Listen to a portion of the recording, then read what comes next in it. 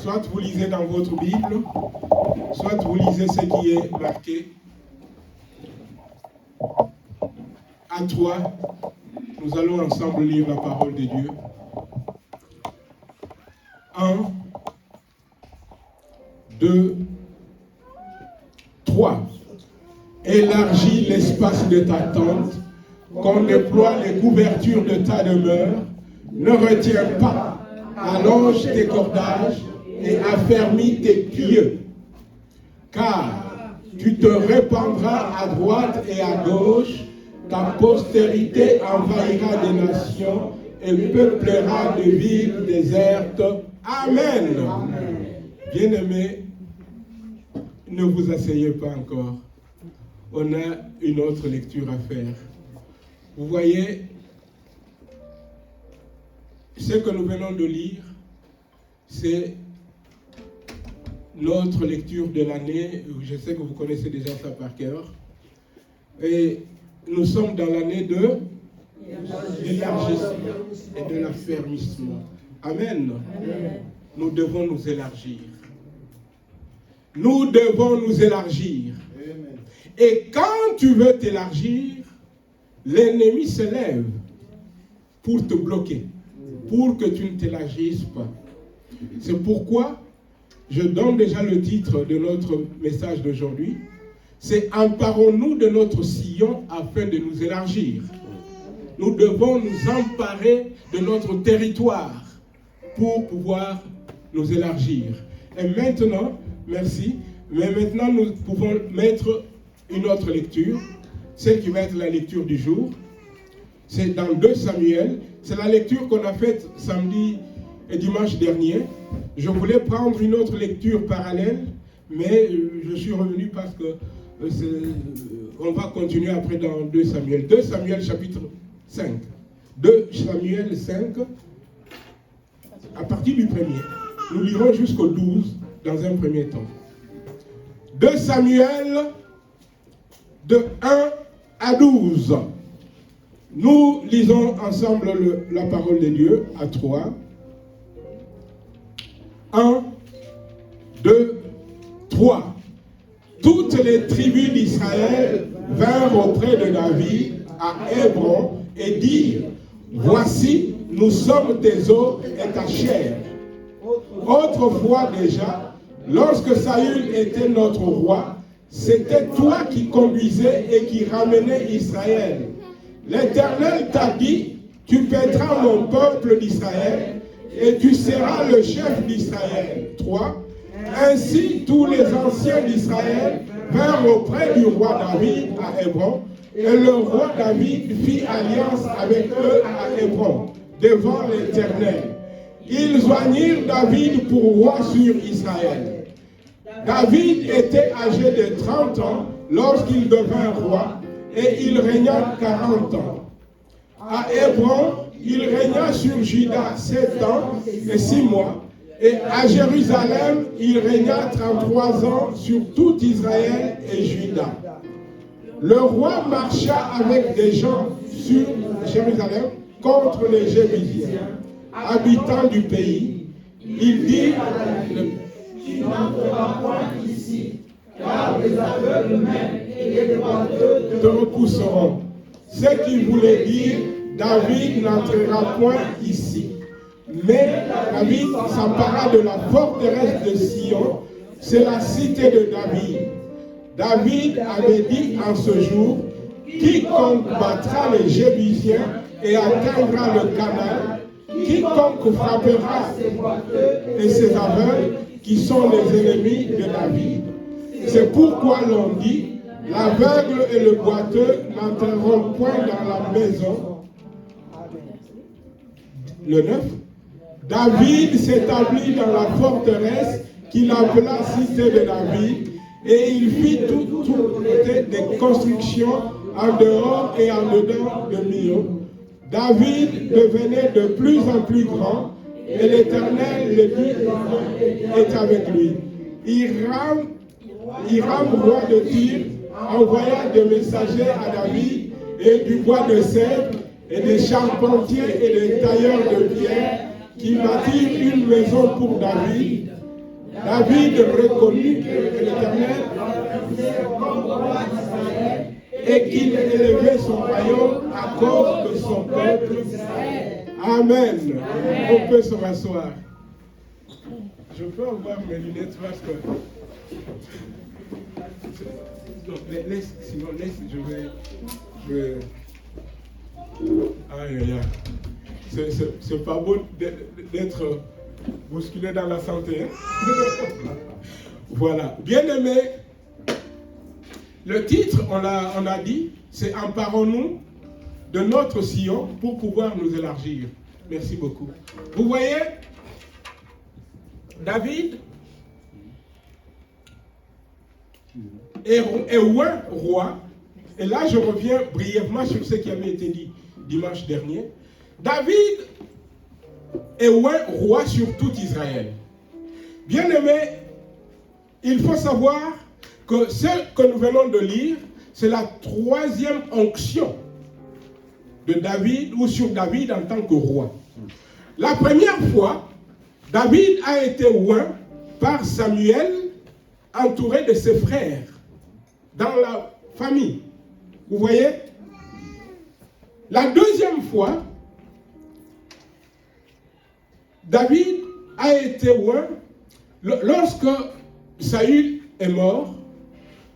Le pays s'est pratiquement divisé. Il y a eu les 11 tribus hors Juda. Voilà, il y a quelqu'un qui a mis un descendant de Saül sur eux comme roi. Son nom était Ishbosheth. Et David a demandé à Dieu s'il pouvait monter, aller en Israël. Dieu lui a dit, ok, bon, David est allé. David s'est installé à Hébron. Et là, David a été roi. Et ici, on voit, lorsque Ishbosheth est décédé, tous les anciens d'Israël, donc c'est maintenant tout le pays, tous les anciens d'Israël qui viennent vers David, qui lui disent, qui font allégeance, c'est toi qui dois être roi. Et d'ailleurs, même lorsque Saül était encore roi sur nous, c'était toi le véritable meneur qui sortait, qui revenait, qui conduisait le peuple. Bien-aimé, pourrais-je avoir un verre d'eau? Bien-aimé, vous voyez, ces histoires nous sont racontées pour nous servir d'instruction, comme le dit la Bible. Toi et moi, nous sommes, parce que nous avons accepté Jésus-Christ comme notre Seigneur et Sauveur, la Bible nous dit que Jésus a fait de nous des rois et des sacrificateurs. Amen. Donc, tu es roi, tu es sacrificateur. Si tu as accepté Jésus-Christ comme ton Seigneur et Sauveur. Amen. Bien-aimé, regardez. David, ou un roi, l'ennemi s'élève. Lorsque David a régné 7 ans sur rien que Juda, à Hébron, on nous dit, on ne parle pas des attaques. Mais David, son appel, ce n'était pas de régner sur une seule tribu d'Israël. Ce n'était pas seulement régner sur Juda. C'était régner sur tout Israël réuni. Vous voyez? Dès qu'on vient oindre David en lui disant, c'est toi maintenant le roi. Vous voyez, tous les anciens, c'est-à-dire tout Israël est venu, ils ont tous oint David. Et dès qu'ils ont oint David, l'opposition se lève. Un roi doit régner, n'est-ce pas vrai? Un roi, il doit régner. Ce n'est que la définition d'ailleurs du mot roi. Vous voyez? David doit rentrer dans son appel. Et pour cela, il y a un territoire qu'il doit prendre. Ce territoire-là, c'est un territoire prophétique. Il doit s'en emparer. C'est Sion. Et de là, c'est tout Jérusalem qui doit être pris. Vous voyez? Bien aimé. Et il y avait un peuple qui était à ce qu'on appelait Jébus, c'est-à-dire à Sion. Et David monte donc avec tout le peuple d'Israël à Jébus pour prendre, donc en d'autres termes à Jérusalem, pour prendre Jérusalem. Parce que dans le plan de Dieu, il fallait que le roi David prenne Jérusalem. Bien aimé, je ne veux pas revenir sur ce que j'avais dit, sur l'importance de Jérusalem. Mais je vais juste rappeler 2 ou 3 choses. Vous savez, dans le plan de Dieu, tout devait partir de Jérusalem. Même Jésus, quand il est venu, dans Luc, c'est Luc, dans Luc 4, 13, je pense. Dans Luc, ou dans Luc 13, Luc 13, 33. Mets-nous un peu Luc 13, 33. Jésus dit, un prophète doit mourir à Jérusalem. Je pense que c'est là qu'il le dit. Voilà. Mais il faut que je marche aujourd'hui, c'est Jésus qui parle.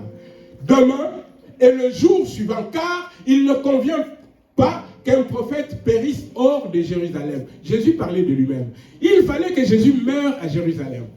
Vous comprenez? Donc il fallait, quand David a pris le pouvoir, il fallait que déjà David prenne Jérusalem. Parce que Jérusalem, c'est ça, le centre cultuel, le centre pour Dieu. Il fallait un endroit pour Dieu. Et de là, régner maintenant, faire tout ce que Dieu avait prévu et promis. Bien aimé, Jérusalem, c'est de là aussi, bien aimé, qu'on allait bâtir le temple. Le temple allait être bâti à Jérusalem. Amen. Amen. L'arche de l'alliance, c'est là que l'arche de l'alliance allait résider, à Jérusalem. Vous voyez, on a dit Jésus devait mourir aussi à Jérusalem. Qu'est-ce qu'on peut encore dire? Oui, lors de l'effusion du Saint-Esprit à la Pentecôte, il fallait que cela se passe où? À Jérusalem. Souvenez-vous, Jésus a dit à ses disciples, ne vous éloignez pas de Jérusalem, mais attendez jusqu'à ce que vous soyez revêtus de la puissance d'en haut. Alléluia. Donc, tout devrait se faire à Jérusalem. On nous dit, mais vous recevrez une puissance. Le Saint-Esprit survenant sur vous, et vous serez mes témoins. À partir d'où? À partir de Jérusalem. Ça ne pouvait pas être à partir d'Hébron. Ça ne pouvait pas être dans le plan de Dieu à partir de Paris, à partir de Milan. Non, de Jérusalem. Donc, prendre Jérusalem était quelque chose de prophétique. Il fallait que David prenne Jérusalem. Alléluia. Bien-aimé, en tant que roi et sacrificateur que tu es et que je suis, il y a des actes prophétiques que nous devons poser. Cela est très important. Cela est très important. Bien-aimé, voilà que David va pour prendre Jérusalem. Il y a là un peuple rebelle. Un peuple qui dit, non, tu n'entreras pas ici, mais nous, s'il te plaît, reviens à 2 Samuel 5. Comme ça que j'ai la trame, j'ai ça devant moi. Vous voyez, il y a ce peuple, 2 Samuel 5, tu peux nous mettre directement, mets-moi déjà le 6. Le 6, qu'est-ce qu'il dit? Voilà, on nous dit, le roi donc David marcha avec ses gens sur Jérusalem contre les Jébusiens. C'est-à-dire, c'est les Jébusiens qui habitaient ce pays-là. Le pays s'appelait Jébus, d'où le nom Jébusien. On nous dit, ces gens-là dirent à David, tu n'entreras point ici. David a été un roi. Dieu a déjà signé l'ordonnance, si je peux dire, l'ordonnance de la nomination de David. Mais voilà que les rebelles se lèvent, disent, quoi? Dieu a signé, mais toi, tu ne vas pas rentrer. Dieu a déjà signé, oui, mais toi, tu ne vas pas rentrer ici. Bien-aimé, il y a dans nos vies beaucoup de choses comme ça. Dieu t'a déjà donné. Mais il y a des gens qui se lèvent, qui disent, toi non. Dieu a déjà dit, mon fils, tu vas te marier. Ma fille, tu vas te marier. Mais il y a des gens qui te regardent et qui disent, toi, qui, toi? Pas toi. Dieu a déjà dit, tu vas répandre la parole dans cette région. Voilà que des gens se lèvent, deux fois même des gens proches de toi, pour te dire, quoi, toi? Laisse tomber. Pas toi. Vous voyez, il y a des choses qu'il ne faut pas accepter. Ces gens-là, ce qui fait rire même, ils disent à David, même les aveugles, même les boiteux ne vont pas te laisser entrer. Alléluia! Et vous savez, qui sont les boiteux, qui sont les aveugles? C'est eux-mêmes, parce que David va leur retourner ça. Parce que David descend un peu. Descend. Mais David, par la grâce de Dieu, va quand même s'emparer. Vous voyez, il ne faut pas laisser l'ennemi t'empêcher d'entrer dans les plans que Dieu a prévus pour toi. Empare-toi de ce que Dieu t'a donné. Alléluia. Amen. Descends. On nous dit, David, vous voyez ce qu'ils avaient dit de David. Mais maintenant, écoutez, David avait dit en ce jour, quiconque battra les Jébusiens et atteindra le canal, quiconque frappera, c'est... Qui sont alors les boiteux? C'est eux. Eux qui ont cru. Priver ainsi David du plan de Dieu que Dieu avait fait sur David. Bien-aimé, il ne faut pas accepter que l'ennemi te vole tes bénédictions. Bats-toi, n'accepte pas. C'est à toi de régner. Vous voyez, lorsque David, comme on a dit tout à l'heure, lorsque David régnait seulement sur Juda, on le laissait tranquille. Mais dès que David devait entrer maintenant dans son plan, parce que David n'était pas appelé pour régner sur Juda. David était appelé pour régner sur Israël et sur toutes les 12 tribus. Pas sur une tribu. Maintenant, donc, tant que tu ne rentres pas dans tes possessions, tant que tu ne rentres pas dans ton appel, il n'y a pas beaucoup de combats. Mais dès que tu dois maintenant rentrer dans ton appel, pouf, l'ennemi se lève. L'ennemi se lève. Et là, bien aimé, je vous dis, il ne faut pas accepter. On va voir après, bien aimé, ce qui se passe. C'est pourquoi j'avais laissé une partie de notre lecture à lire maintenant. Pouvez-vous maintenant me mettre en descend à partir du 17. Je demanderai à quelqu'un qui a une voix qui porte de pouvoir lire pour tout le monde. À partir du 17 jusqu'au 25. Je lis. Amen. Les Philistins l'apprirent qu'on avait oint David pour roi sur Israël, et ils montèrent tous à sa recherche. David, qui en fut informé, descendit à Pérez. Les Philistins arrivèrent et se répandirent dans la vallée des Réphaïm. David consulta l'Éternel en disant, « Monterai-je contre les Philistins? Les livrerai-je-tu entre mes mains? » Et l'Éternel dit à David, « Monte, car je livrerai les Philistins entre tes mains. » David vint à Baal-Pérazim, où il les bâtit. Puis il dit, « L'Éternel a dispersé mes ennemis devant moi, comme des eaux qui s'écoulent. » C'est pourquoi l'on a donné à ce lieu le nom de Baal-Pérazim. Ils laissèrent là leurs idoles, et David et ses gens les emportèrent. Les Philistins montèrent de nouveau et se répandirent dans la vallée des Réphaïm. David consulta l'Éternel, et l'Éternel dit, « tu ne monteras pas. Tourne-les par derrière et tu arriveras sur eux vis-à-vis des mûriers. Quand tu entendras un bruit de pas dans les cimes des mûriers, alors à toi, car c'est l'Éternel qui marche devant toi pour battre l'ennemi des Philistins, l'armée des Philistins. David fit ce que l'Éternel lui avait ordonné et il battit les Philistins depuis Géba jusqu'à Gézer. Alléluia. Amen. Que le Seigneur soit béni. Bien-aimés, ici, je voudrais souligner quelque chose de très important. Vous voyez, sachez-le, l'ennemi qui s'élève va continuer de s'élever. Et va s'élever à plusieurs reprises. Mais toi, ne baisse pas les bras.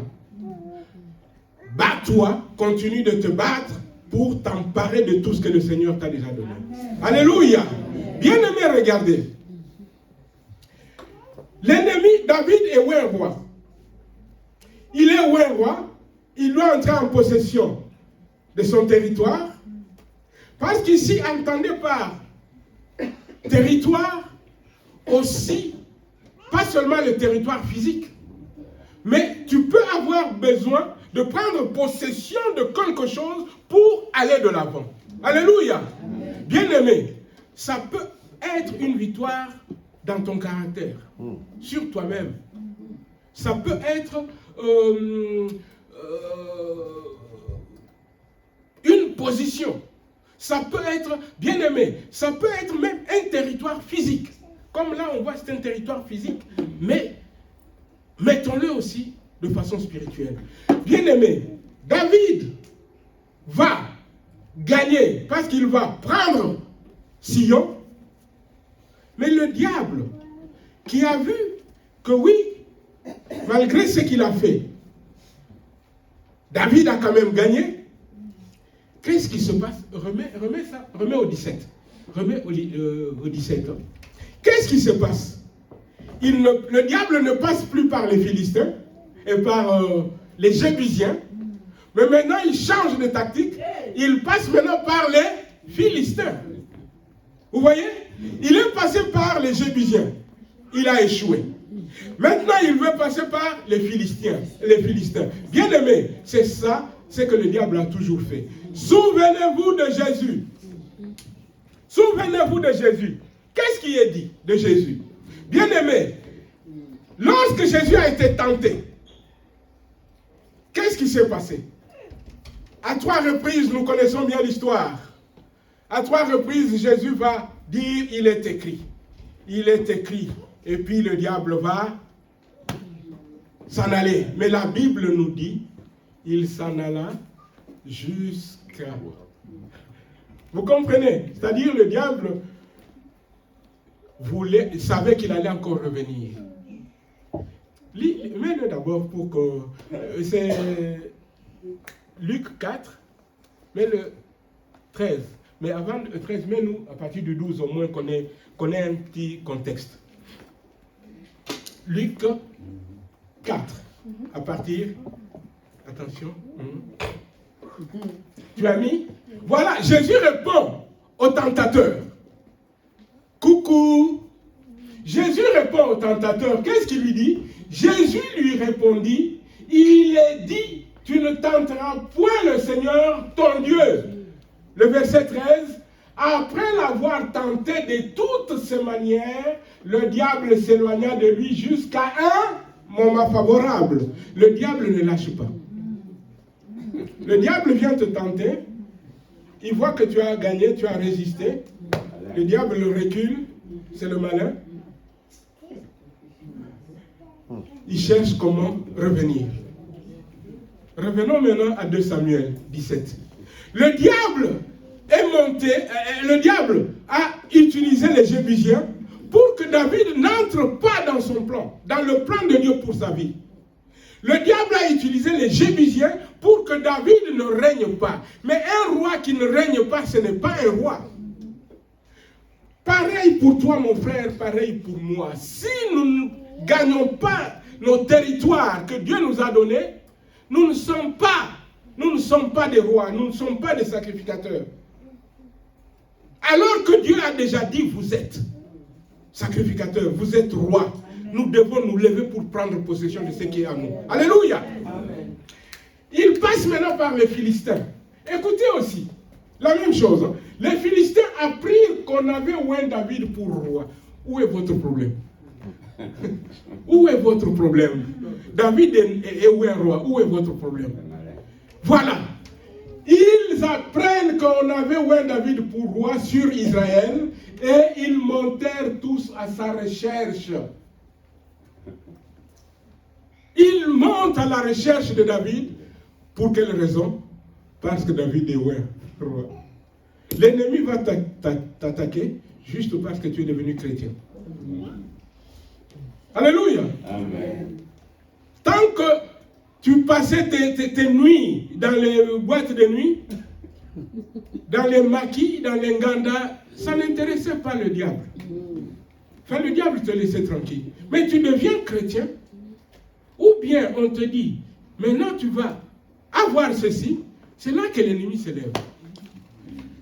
Ils montèrent tous à sa recherche. Et j'aime bien la suite.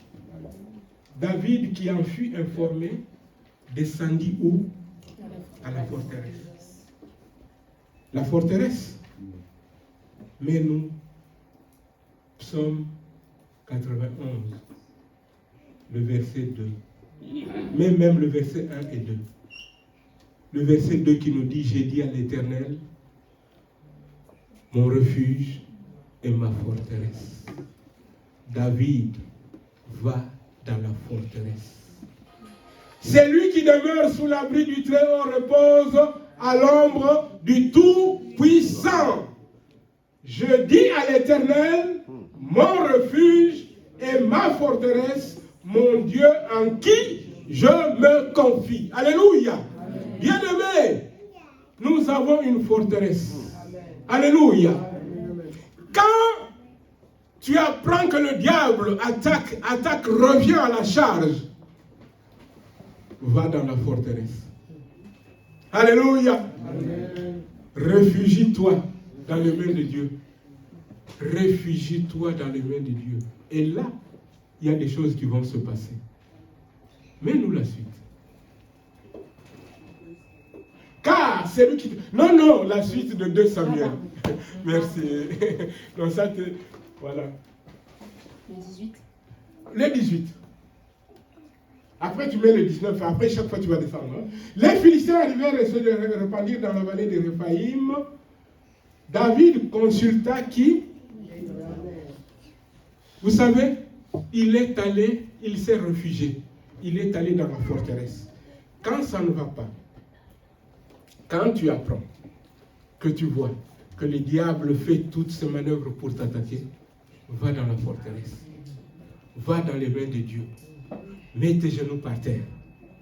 Et là, dialogue avec ton Père. Parle-lui. Demande-lui des stratégies. Demande-lui ce que tu vas faire. Qu'est-ce qui se passe? Alléluia. Alléluia.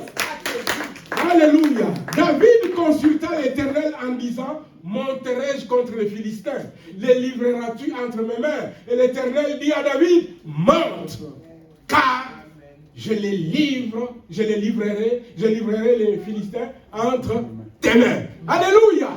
Bien-aimé, c'est là que tu vas être dans la victoire. Ne panique pas. Ne fuis pas. Ne recule pas. Parce que tu as des territoires à prendre. Il faut que tu les prennes. Alléluia.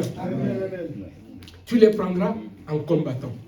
Mais tu ne peux pas combattre avec ta force. Dieu a dit, ce n'est ni par la force, ce n'est ni par la puissance, mais c'est par mon esprit, dit le Seigneur. Alléluia.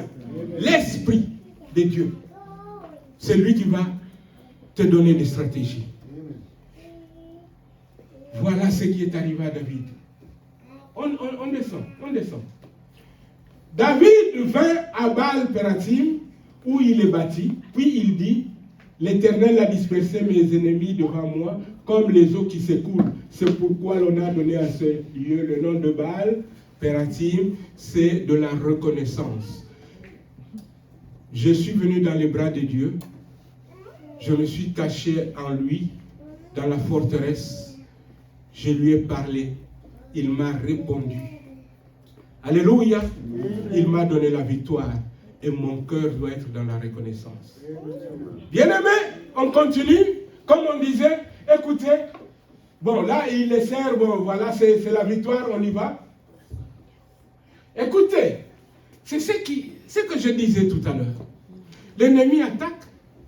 Malgré la victoire, l'ennemi reviendra à la charge. Regardez.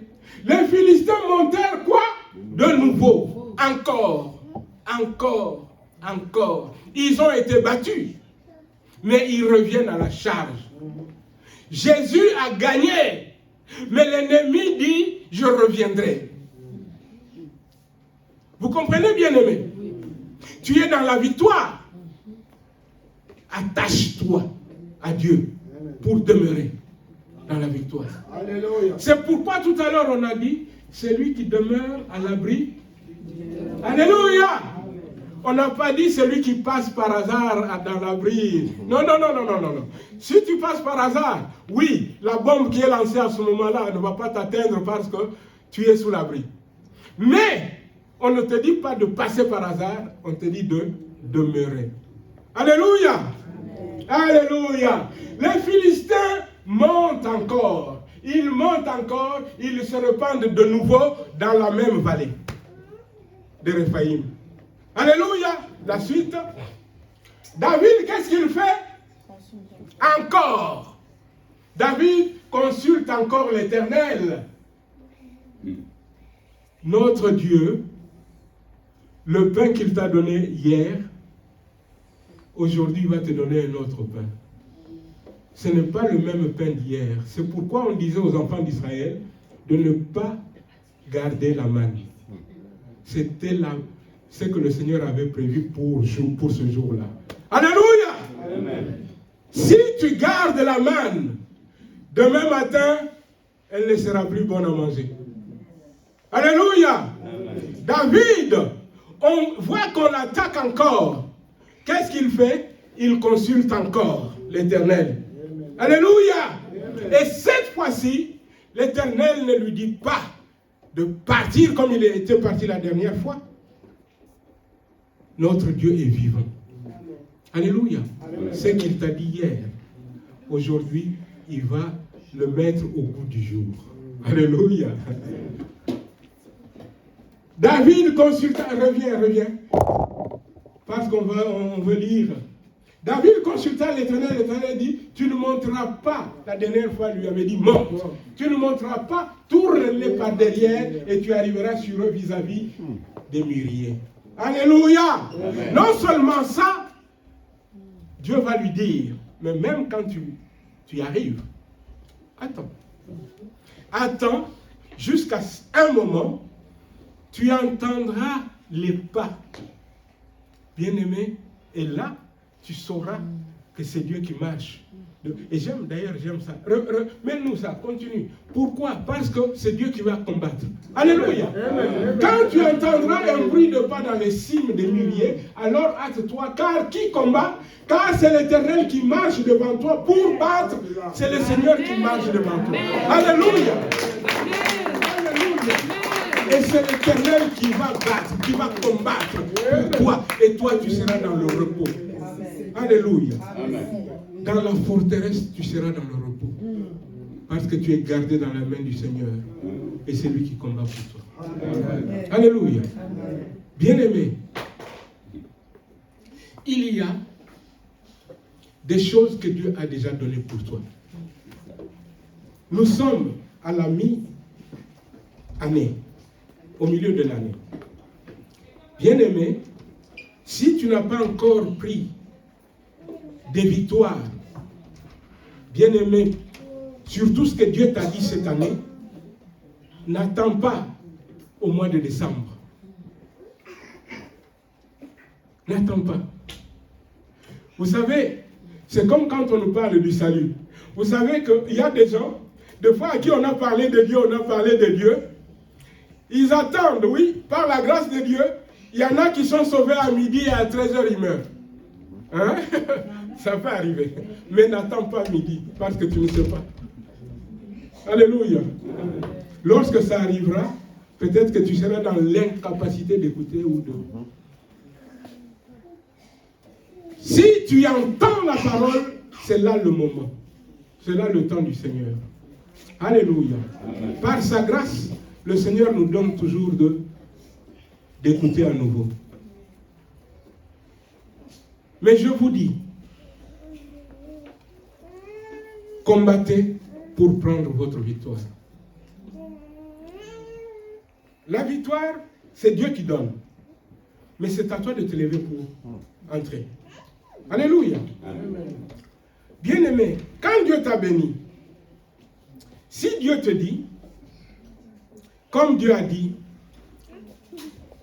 aux enfants d'Israël, à plusieurs reprises, on voit par exemple les enfants d'Israël, lorsqu'ils arrivent pour sortir d'Égypte, devant il y a la mer. Derrière, on voit l'ennemi qui arrive, Pharaon. Il panique. Dieu va leur dire de garder silence. Il va même leur dire, ces ennemis-là que vous voyez, vous ne les verrez plus jamais. Amen. Alléluia. Bien-aimé,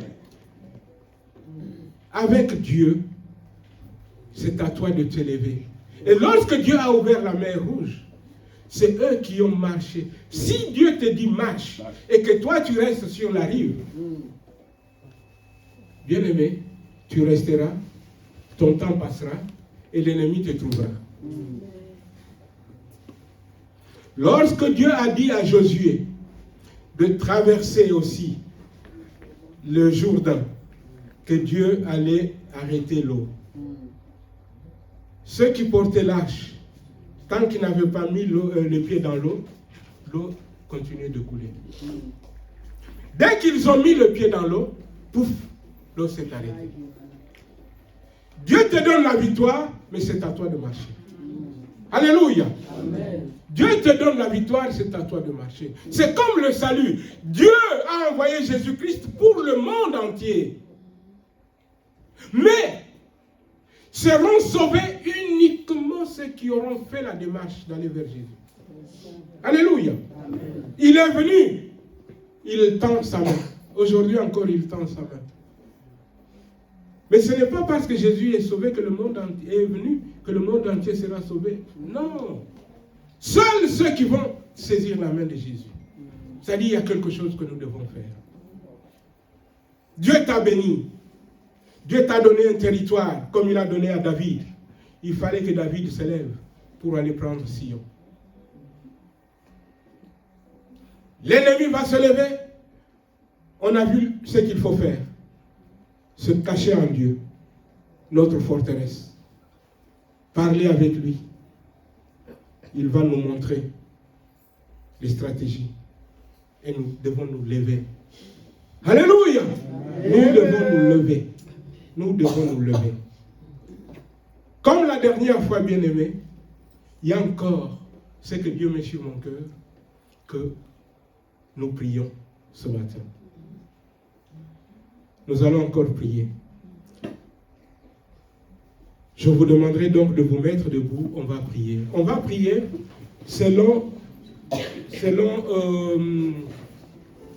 on va prier selon